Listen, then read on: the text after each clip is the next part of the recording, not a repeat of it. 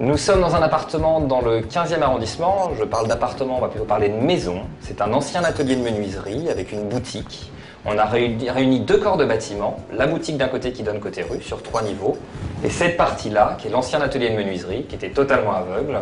Et on a créé tout ce volume de couloirs afin de réunir et faire un appartement familial d'à peu près 200 mètres carrés.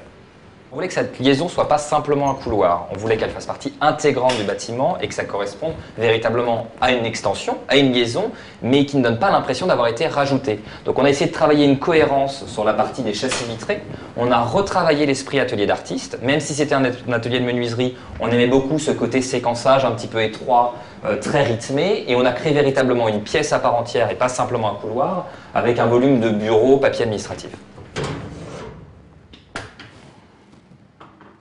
L'intérêt véritable de pouvoir ouvrir toute la partie des châssis vitrés, d'une part on avait une cohérence entre la partie séjour et la partie bureau, et ça permettait surtout de faire rentrer le patio et la pièce du patio extérieur à l'intérieur de la maison. C'est-à-dire pas que cette pièce soit exclusivement constituée d'un petit jardin, et véritablement qu'on puisse l'utiliser comme une pièce à vivre à part entière. On se situe actuellement à l'intérieur de la maison, dans la partie pièce de vie.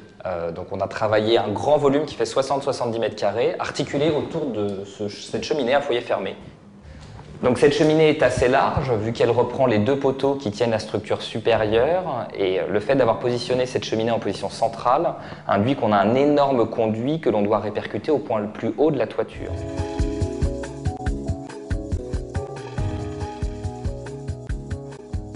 On a un grand volume de cuisine qui se prolonge avec une cuisine dînatoire de manière informelle côté famille. Cette cuisine est développée tout en longueur, donc partie dîner, évier, un grand plan de travail qui fait quelques 6 mètres de long, d'un seul tenant. On se retrouve avec des plaques de cuisson. On a pris des hottes semi-professionnelles qui respectent le côté industriel et le caractère industriel qu'on souhaitait avoir. Pour éviter, puisque nous sommes sur un îlot central, les projections de graisse, on a retravaillé un châssis pareil avec un verre industriel qu'on appelle du verre armé. Et enfin, cet îlot permet d'accéder directement dans la salle à manger plus formelle.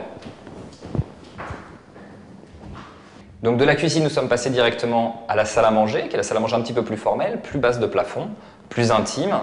Et vous avez cet énorme escalier plombé par la verrière qui permet de mener à la chambre des deux plus jeunes enfants.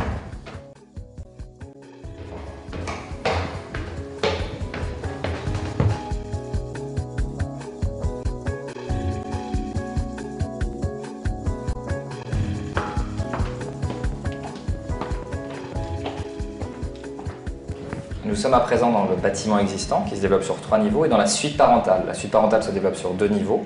On a la salle de bain au niveau inférieur et l'escalier des parties communes qu'on va voir par ailleurs qui mène directement à la chambre. On se trouve à présent dans la chambre parentale. On a conservé le garde-corps et l'escalier existant et créé de cette chambre, essayer de préserver le caractère un petit peu industriel de cette pièce, en retravaillant des radiateurs à ailettes, qui sont des radiateurs Favier Cetrem qu'on retrouve dans l'industrie, en retravaillant des appliques qui sont des appliques d'atelier, et enfin, dernier clin d'œil au caractère ancien du logement, on a conservé une poutre maîtresse en bois.